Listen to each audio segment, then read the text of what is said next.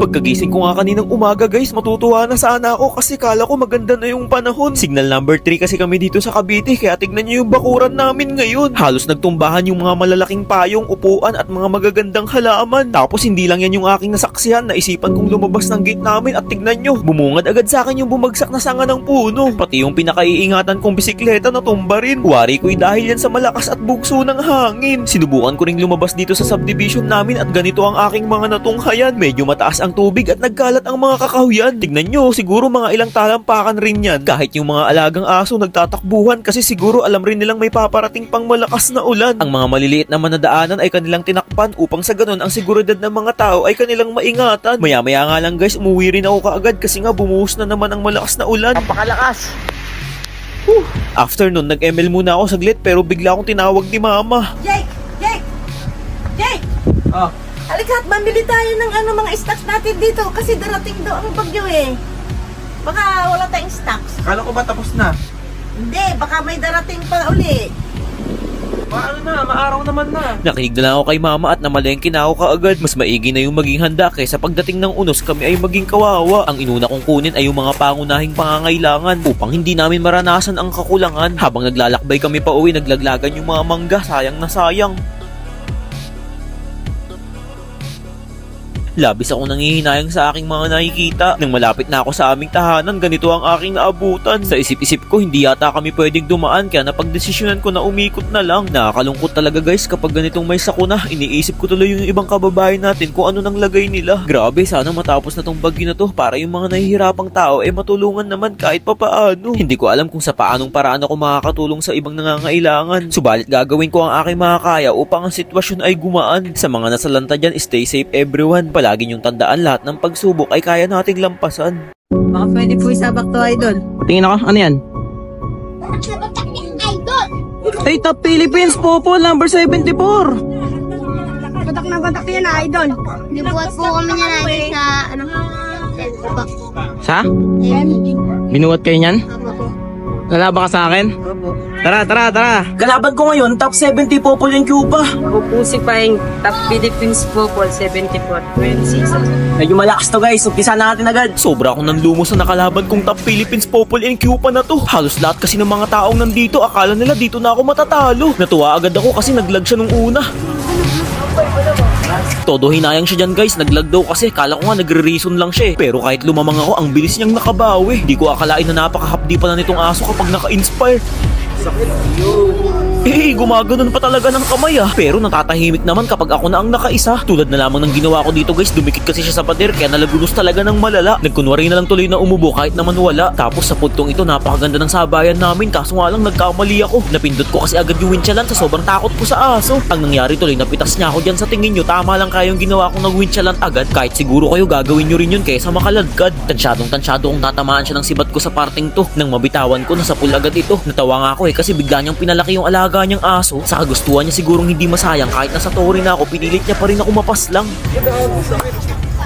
Sa pagkakataong ito, napakalakas ng loob niya para tumipi sa harapan ko. Binawasan ko lang ng kaunti ang kanyang alaga, sabay ang kuites ay aking pinakawala. Kita nyo guys, magugulat yan, akala niya siguro hindi ko itutuloy. Nang bigla akong lumitaw, tila ba'y siya'y naging kamuting kahoy. Masyado nang naging mataas ang tingin ko sa sarili ko sa puntong ito guys, kaya kada makikita ko siya sa mapa, ang tapang ko lang ang aking daladala. Buong akala ko lalamang ako sa kanya kasi napakabilis ng pa-switching ko. Pero luging-lugi talaga kasi pagkabuhay ko ulit, meron na namang ngangat-ngat na aso. Pakinggan nyo yung mga sinasabi ng mga nanonood dyan, kala nila talo na ako. ano nangyari? Kumabog lang naman yung dibdib ko ng kaunti pero laban lang, kayang-kaya ko pa tong i-def. Napakahirap nga lang kapag nasa sitwasyon na kayong ganito kasi kada labas ng mga minions flow ko nakikrill niya agad. Kumbaga nakiklear lanes niya agad lahat ng bubungad. Parehas kami nag-iingat guys kasi nga tignan nyo naman 20 minutes na yung nakakalipas, hindi pa rin matapos-tapos yung laban na to. Sayang di pa tumama yung sibat ko. Kung mapapansin nyo sa mga mukha namin, parehas kaming kabado. Kung sino kasi ang magkamali sa amin ay makikita nyo na agad kung sino ang mananalo at matatalo. Panoorin yung gagawin ko dito kung paano ko siya nakambak. Mabibilib kayo sa lawak ng aking isip at utak. Huwag muna kayong pumalakpak kasi pinatulog ko siya sa isang iglap ng pagtulak.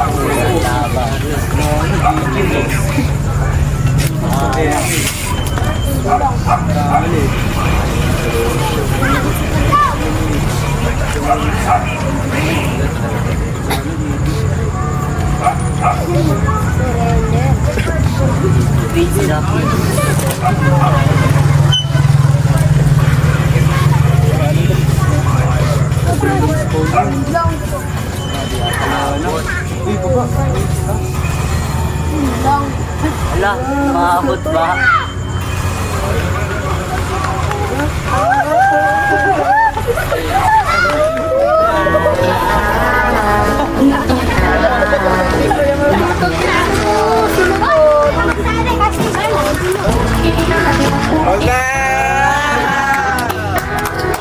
Sobrang hirap kalaban ng Top Philippines, guys. Kaya sa mga gusto lumaban sa akin dyan, dawin nyo na ako dito kay Wi-Fi.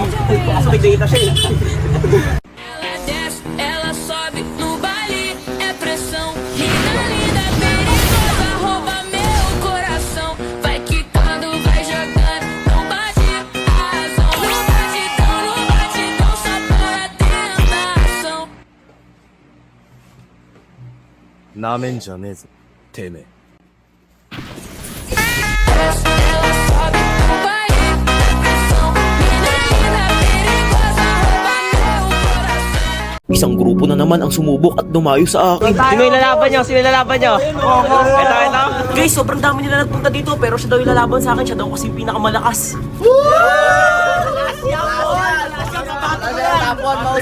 Grabe, napakasuportado nila sa kasama nila. Eh kasi nga siya nga daw yung pinakamalakas sa kanila. Hindi rin naman natin maitatanggi kasi kitang-kita nyo sa galaw niya. Early pa lang talagang binabaog niya na ako. Akala nga nilang lahat mapipirst blood na ako. Nagsigawan ba naman kaagad? Masyadong maaga ang kanilang pagdiriwang. Hindi na nga ako umuwi. Para naman siya ay lumamang. Yun! Ayun na! Tinatago mo na nga ba? Patay ka anya. Sayang kasi di siya tinamaan ng ulti ko kaya nilapitan ko na lang. Ngayon ako naman ang kanyang tinatakbuhan. Kailangan mapalow HP ko yung buhay niya bago pa siya tuluyang makatakas. Subalit tinulak niya ako palayo para di ko siya maabutan. Kaya't akin na lang siyang binawasan. Alam kong uuwi siya para magpapuno ng buhay pero malas niya kasi siya ay aking nakita. Hindi na ako nagdalawang isip para pasukin siya sa tore. Subalit siya ay sinuwerte. Kung sa tingin niya ligtas na siya sa mga kamay ko, nagkakamali siya dahil naghihintay lang ako ng tamang tiyempo. Ginaya niya nga yung strategy ko yung hindi uuwi kahit low HP na. Pasensya na sapagkat sa ganyang bagay ako lamang ang nakakagawa. Sa ilang saglit lang nasa harapan niya na ang bida. Higit mo! Ano ba? Yan, patay din yung plate. Doon na nagkasunod-sunod ang kanyang mga kamalasan. Sa tuwing nagtatagpo kami, yun din ang kanyang katapusan. Halos hindi niya alam kung saan siya dadaan pero ako alam kong isa lang ang kanyang patutunguhan. Ang bawat kanyang pagpapakita o paglabas ay meron yung katumbas. Isang nag-aapoy na sibat na siyang lalagas. Nice one! Nice one, take! Sa puntong ito, sa akin na sila nagna-nice one imbis na sa kanilang kasamahan. Ibang klase na rin kasi ang aking pinapakita na kanilang nasasaksihan. Grabe, tansyado ko na talaga ang ulti ni Moscube kaya ingat-ingat na lang. Basta nasa pool, asahan yung merong mapapas lang. Medyo kalmado pa si Idol dito pero di may iwasan ang pagkamot sa ulo. Kapag nakalaban nyo kasi ako guys, hindi biro. Papalabas pa lang ng base ang sibat ko ay inyo nang masasalo. Tapos sa ilang hit lang talagang burado. Napabulong na lang siya ng grabe sa lahat ng mga nangyari. Mawala ng pag-asa, pre. Nang marinig niya yung sinabi ng isa niyang kasama na huwag mawawalan ng pag-asa, doon na siya nagkaroon ng gana. Tumayo lang ako bilang partida. Tinatayuan ka lang, parang, sete ba? Ulti niya. Sabay padikit mo sa pader niya.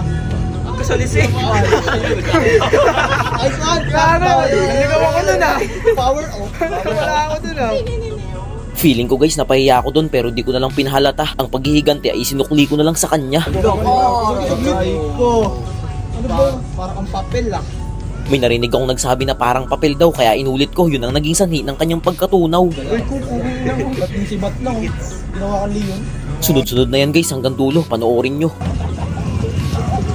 Ata, iwotang ko na. Ano yun niya? Right ko. Dito. Bago dyan. Wala talaga. Aray ko. Wala na, meron na siya. Wins na siya. Wins. At ayun na nga guys, habang inaantay natin ang aking pagkapanalo, nais kong ipabatid sa inyo na ang score ko na ngayon ay 182 wins, 0 losses. Until now, naghahantay pa rin ako ng makakatalo sa akin. Halina't inyo na akong dayuhin. Wala ba ito? Nice game. Okay, next. Next.